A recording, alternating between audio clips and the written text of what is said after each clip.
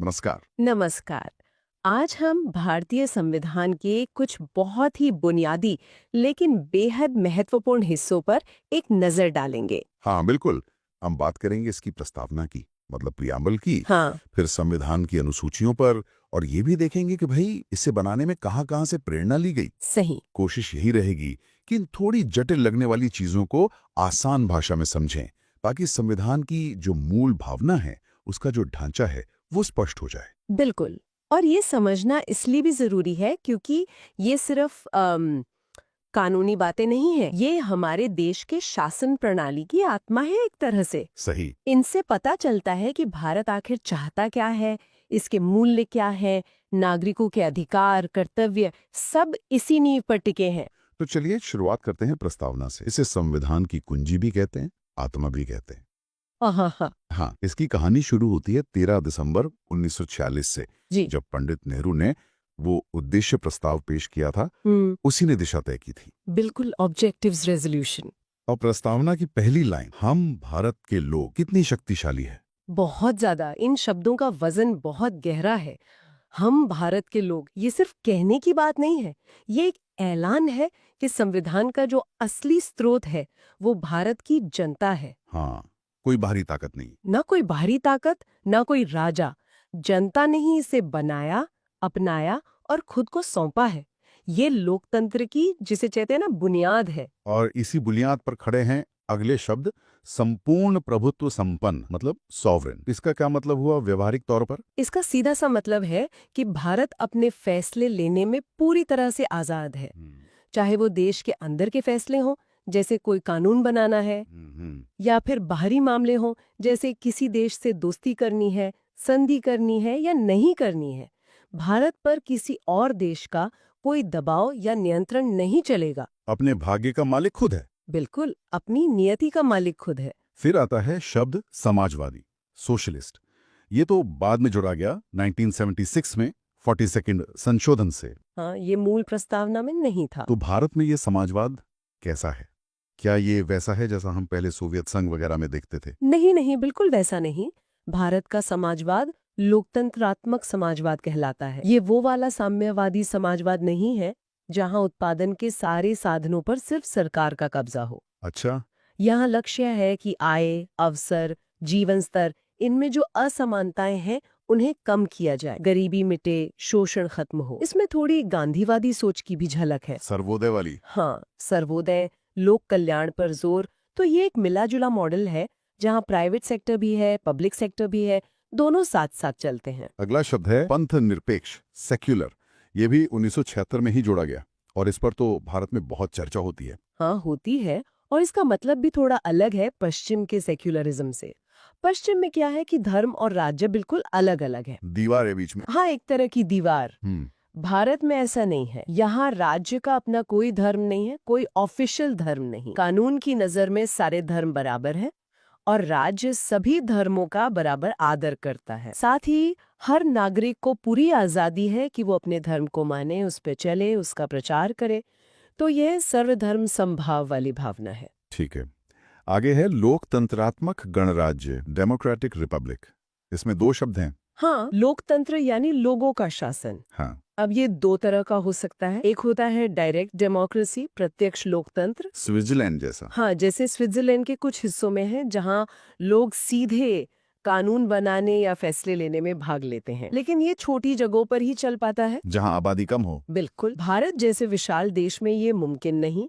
इसलिए हमारे यहाँ है अप्रत्यक्ष लोकतंत्र, यानी रिप्रेजेंटेटिव डेमोक्रेसी। हाँ, हम अपने प्रतिनिधि चुनते हैं, सांसद, विधायक, और वो हमारी तरफ से सरकार चलाते हैं, कानून बनाते हैं। एकदम सही। और दूसरा हिस्सा है गणराज्य यानी रिपब्लिक। इसका मतलब है कि देश का जो मुखिया है, हेड ऑफ स्टेट, वो खानदानी नहीं होगा बल्कि चुना हुआ होगा। जैसे ब्रिटेन में राजा या रानी होते हैं, वो पद विरासत में मिलता है। हाँ, वहाँ वंशानुगत है। भारत में राष्ट्रपति होते हैं जो चुने जाते हैं, भले ही चुनाव अप्रत्यक्ष हो। इसलिए भारत एक गणराज्य है। प्रस्तावना सिर्फ भारत का रूप ही नहीं बताती, बल्कि नागरिकों को कुछ आदर्श, कुछ वादे भी करती है, जैसे न्याय। हाँ, 3 तरह के न्याय का वादा है। सामाजिक न्याय, मतलब किसी के साथ जाति, धर्म, लिंग वगैरह के आधार पर भेदभाव ना हो। आर्थिक न्याय मतलब आय और संपत्ति की जो खाई है वो कम हो, सबको रोजगार के बराबर मौके मिले। और राजनीतिक न्याय यानी हर नागरिक को वोट देने, चुनाव लड़ने, सरकारी पद पाने का समान अधिकार हो। न्याय के साथ साथ स्वतंत्रता भी। 5 तरह की स्वतंत्रता, सोचने की, बोलने की, अभिव्यक्ति, विश्वास की, किसी भी धर्म को मानने की और उपासना करने की। ये हमारे मौलिक अधिकारों का भी आधार है। और फिर है समता, इक्वालिटी। 2 तरह की समता, प्रतिष्ठा की समता मतलब कानून के सामने सब बराबर है, किसी को कोई खास दर्जा नहीं मिलेगा। और अवसर की समता यानी सबको आगे बढ़ने के बराबर मौके मिले। और इन सबको समेटते हुए प्रस्तावना एक और बात कहती है, व्यक्ति की गरिमा और राष्ट्र की एकता और अखंडता, इसे बढ़ाने वाली बंधुता, फ्रेटर्निटी को बढ़ावा देना। हाँ, भाईचारे की भावना। और आखिर में वो तारीख है 26 नवंबर 1949, जिस दिन संविधान सभा ने इसे अंगीकृत किया, अधिनियमित किया और आत्मार्पित किया, मतलब स्वीकार किया, लागू किया और खुद को सौंपा। ये तारीख महत्वपूर्ण है संविधान बनने की प्रक्रिया का। हाँ, हालांकि पूरी तरह लागू तो 26 जनवरी 1950 को हुआ, जिसे हम गणतंत्र दिवस के रूप में मनाते हैं। यहीं पर वो सवाल आता है जिस पर काफी कानूनी बहस हुई, क्या ये प्रस्तावना जो इतनी अहम है संविधान का हिस्सा है भी, और क्या इसमें बदलाव मतलब संशोधन हो सकता है? आपने बताया कि 76 में हुआ था। हाँ, 42वां संशोधन 1977 में 3 शब्द जोड़े गए, समाजवादी, पंथ निरपेक्ष और अखंडता। ये 3 जनवरी 1977 से लागू हुए। लेकिन हाँ, इस संशोधन से पहले बहुत उलझन थी इस बात पर। क्या उलझन थे? कौन से केस थी जिन्होंने स्थिति साफ की? देखिए, पहला जो बड़ा मामला था वो था बेरुबारी यूनियन केस 1960। अच्छा, बेरुबारी वाला। हाँ, ये मामला था पश्चिम बंगाल का एक इलाका बेरुवारी, जिसे 1958 के नेहरू नून समझौते के तहत तब के पूर्वी पाकिस्तान को देना था। बंटवारे की जो रैटक्लिफ लाइन थी उसमें कुछ कंफ्यूजन था, उसी से ये विवाद उठा था। तो जब उसे पाकिस्तान को देने की बात आई तो सवाल उठा कि क्या सरकार अपनी जमीन अपने नागरिक किसी दूसरे देश को दे सकती है? प्रस्तावना में जो संप्रभु लोकतांत्रिक गणराज्य लिखा है उसका क्या होगा? बिल्कुल यही सवाल था। तब राष्ट्रपति डॉक्टर राजेंद्र प्रसाद ने सुप्रीम कोर्ट से सलाह मांगी अनुच्छेद 143 के तहत। और 1960 में सुप्रीम कोर्ट ने कहा कि देखो, प्रस्तावना संविधान बनाने वालों के दिमाग की कुंजी तो है, उनके इरादे बताती है, पर ये संविधान का क्या कहते हैं, विधायी हिस्सा नहीं है। मतलब कानून का हिस्सा नहीं। हाँ, मतलब वो सरकार की शक्तियों पर कोई रोक नहीं लगा थी। कोर्ट ने साफ कहा कि प्रस्तावना संविधान का अंग नहीं है, इसलिए वो बेरुबारी देने में कानूनी अड़चन नहीं बन सकती।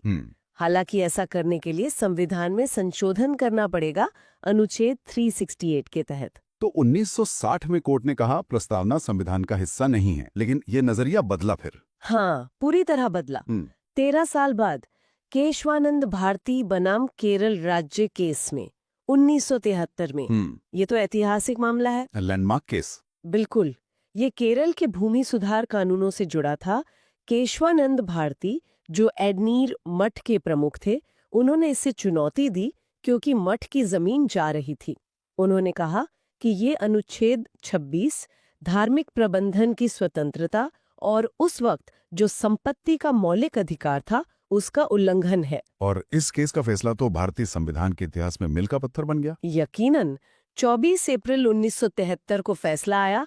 सुप्रीम कोर्ट की आज तक की सबसे बड़ी बेंच बैठी थी, 13 जजों की, 7-6 के बहुत करीबी बहुमत से फैसला आया। अच्छा, सिर्फ एक वोट से? हाँ, कोर्ट ने कहा कि संसद अनुच्छेद 368 के तहत संविधान की किसी भी हिस्से में संशोधन कर सकती है, यहाँ तक कि मौलिक अधिकारों में भी। लेकिन एक बहुत बड़ा लेकिन लगा दिया। वो क्या था? संसद संविधान के मूल ढांचे यानी बेसिक स्ट्रक्चर को नहीं बदल सकती। मूल ढांचा, ये कॉन्सेप्ट तो बहुत ही महत्वपूर्ण है। क्या मतलब है इसका? मूल ढांचा मतलब संविधान की वो बुनियादी चीजें, वो विशेषताएं जो उसकी पहचान है, जैसे लोकतंत्र, पंथ निरपेक्षता, संघीय ढांचा, कानून का शासन, न्यायिक समीक्षा वगैरह। कोर्ट ने कहा कि मूल ढांचा क्या है ये हम समय समय पर केस के हिसाब से बताते रहेंगे। और सबसे महत्वपूर्ण बात है संदर्भ। हाँ, इसी फैसले में कोर्ट ने बेरुबारी वाले अपने पिछले फैसले को पलट दिया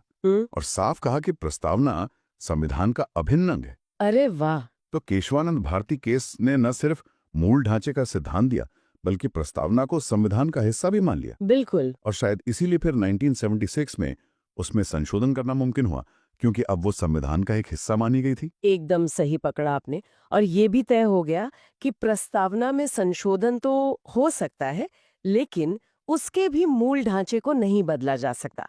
जैसे आप उसमें से लोकतंत्रात्मक शब्द हटाकर तानाशाही नहीं लिख सकते। ये तो बहुत अहम बात है। चलिए, प्रस्तावना की इतनी गहरी समझ के बाद अब संविधान के एक और जरूरी हिस्से पर आते हैं, अनुसूचियां यानी शेड्यूल्स। ये क्या होती हैं और क्यों हैं? अनुसूचियां आप समझ लीजिए संविधान के आखिर में जुड़ी हुई लिस्ट या टेबल जैसी हैं।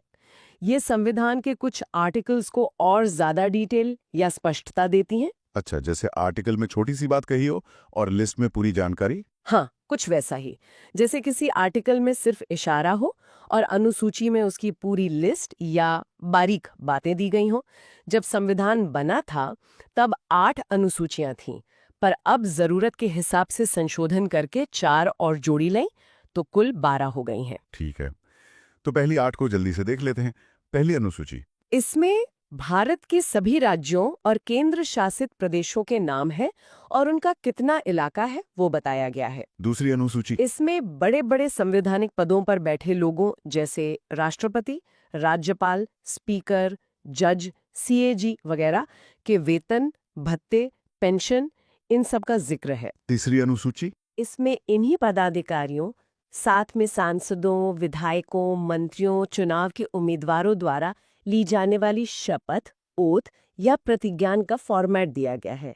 चौथी अनुसूची। इसमें बताया गया है कि किस राज्य या केंद्र शासित प्रदेश से राज्यसभा में कितनी सीटें होंगी। सीटों का बंटवारा है।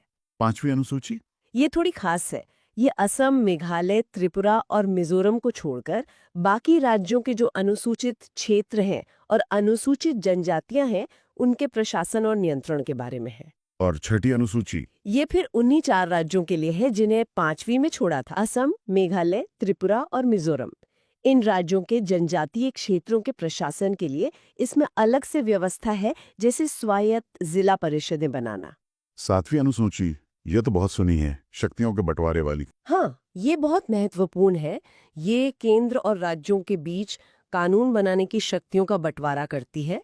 इसमें 3 लिस्ट हैं: संघ सूची यूनियन लिस्ट, राज्य सूची स्टेट लिस्ट और समवर्ती सूची कंकरेंट लिस्ट। संघ सूची पर सिर्फ केंद्र कानून बनाएगा। हाँ, जैसे रक्षा, विदेश मामले, रेल, बैंक। राज्य सूची पर सामान्य तौर पर राज्य बनाते हैं, पुलिस, खेती, सेहत। और समवर्ती सूची पर दोनों बना सकते हैं, जैसे शिक्षा, जंगल, शादी। और अगर दोनों ने बना दिया और झगड़ा हो गया तो केंद्र का कानून मान्य होगा। ठीक है। और आठवीं अनुसूची। इसमें संविधान द्वारा मान्यता प्राप्त भाषाएं हैं। जब संविधान बना था तब 14 भाषाएं थीं इसमें। अब बढ़ते बढ़ते 22 हो गई हैं। सिंधी, कोंकणी, मणिपुरी, नेपाली, बोडो, डोगरी, मैथिली, संथाली, ये सब बाद में जोड़ी गईं। ये तो हुई मूल 8 अनुसूचियां। अब वो 4 जो बाद में जोड़ी गई वो भी बहुत अहम लगती हैं। 9वीं अनुसूची से शुरू करते हैं। ये तो पहले ही संशोधन में आ गई थी 1951 में। हाँ, बिल्कुल। इसका खास मकसद था जमींदारी खत्म करने वाले और भूमि सुधार वाले कानूनों को अदालती जांच से बचाना। मतलब जुडिशियल रिव्यू से इम्यून करना। हाँ, सरकार को लग रहा था कि ये जो बड़े सामाजिक आर्थिक बदलाव वाले कानून हैं, कहीं कोर्ट इन्हें रद्द न कर दे। तो ऐसे कानूनों को इस 9वीं अनुसूची में डाल दिया जाता था, ये सोचकर कि अब कोर्ट इनमें दखल नहीं दे पाएगी। लेकिन क्या आज भी ऐसा है कि जो कानून 9वीं अनुसूची में चला गया वो कोर्ट की नजर से बिल्कुल बाहर है? नहीं, अब वो स्थिति नहीं रही। केशवानंद भारती केस के बाद, जिसकी तारीख थी 24 अप्रैल 1973। बिल्कुल उस तारीख के बाद 2007 में एक और केस आया, IR कोएल्हो बनाम तमिलनाडु राज्य। उसमें सुप्रीम कोर्ट ने साफ कर दिया कि 24 अप्रैल 1973 के बाद अगर कोई कानून 9वीं अनुसूची में डाला गया है और वो मौलिक अधिकारों या संविधान के मूल ढांचे का उल्लंघन करता है, तो कोर्ट उसकी जांच कर सकती है। अच्छा, तो अब ये कोई लोहे का दरवाजा नहीं रहा? नहीं, अब वो सुरक्षा कवच वैसा नहीं रहा जैसा पहले समझा जाता था।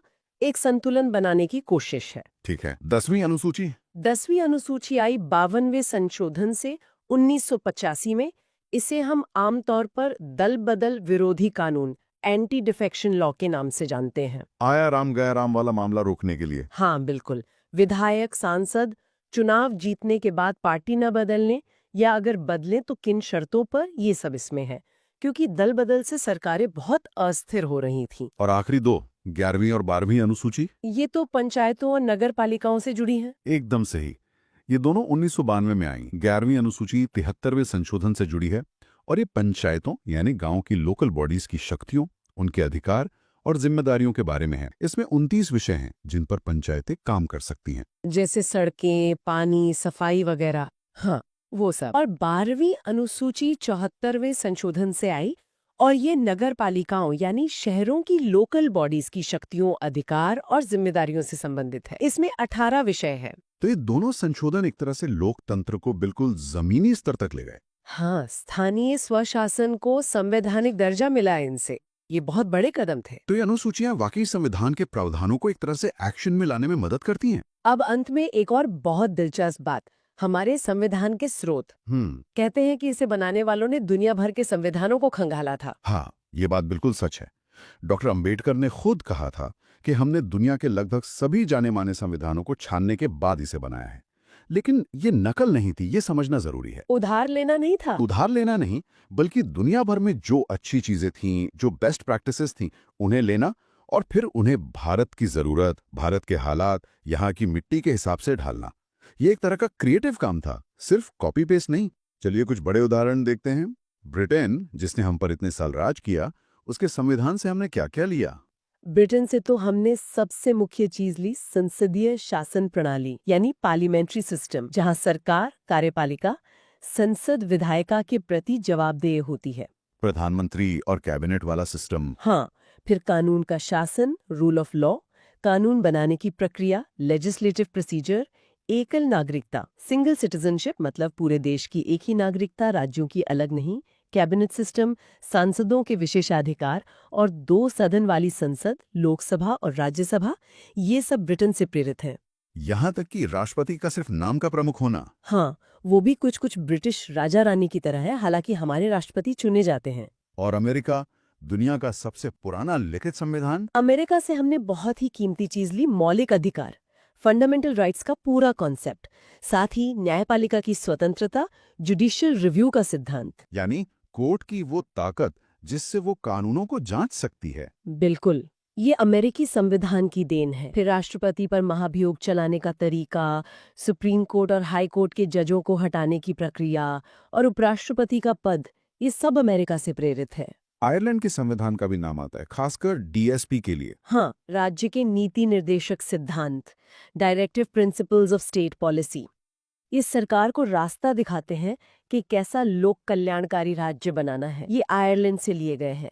ये कानूनी तौर पर लागू नहीं करवाए जा सकते मौलिक अधिकारों की तरह, पर देश चलाने के लिए बहुत महत्वपूर्ण माने जाते हैं। और भी कुछ आयरलैंड से? हाँ, राष्ट्रपति जो राज्यसभा में 12 सदस्य मनोनीत करते हैं, साहित्य, कला, विज्ञान, समाज सेवा से वो प्रक्रिया और राष्ट्रपति के चुनाव का तरीका भी आयरिश संविधान से प्रेरित है। कनाडा से क्या लिया हमने? कनाडा से हमने लिया एक मजबूत केंद्र वाला संघीय ढांचा। मतलब फेडरल सिस्टम तो है, पर केंद्र सरकार ज्यादा शक्तिशाली है राज्यों के मुकाबले में। खासतौर पे इमरजेंसी वगैरह में। हाँ।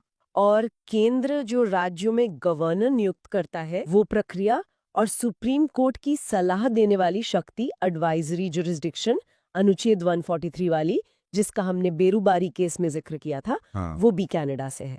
ऑस्ट्रेलिया का क्या योगदान रहा? ऑस्ट्रेलिया से हमने समवर्ती सूची का आइडिया लिया, जिस पर केंद्र और राज्य दोनों कानून बना सकते हैं, और देश भर में व्यापार वाणिज्य की स्वतंत्रता और संसद के दोनों सदनों की संयुक्त बैठक, जॉइंट सिटिंग का प्रावधान भी ऑस्ट्रेलिया से है। आपातकाल में मौलिक अधिकारों का सस्पेंड होना, ये कहाँ से आया है? ये जर्मनी के वाइमर संविधान से लिया गया है।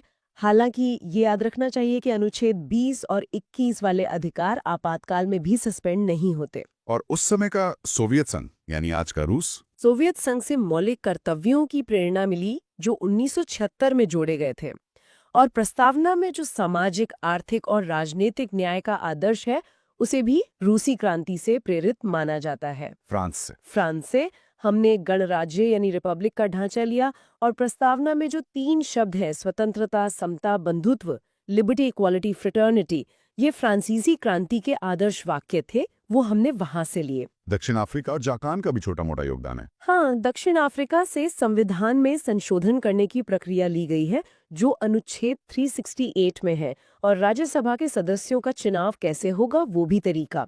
और जापान से लिया है विधि द्वारा स्थापित प्रक्रिया, यानी प्रोसीजर एस्टैब्लिश्ड बाय लॉ, मतलब कानून में जो प्रक्रिया लिखी है उसी के अनुसार ही किसी को उसकी जान या आजादी से वंचित किया जा सकता है। तो ये तो साफ है कि हमारा संविधान वाकई एक गुलदस्ते जैसा है।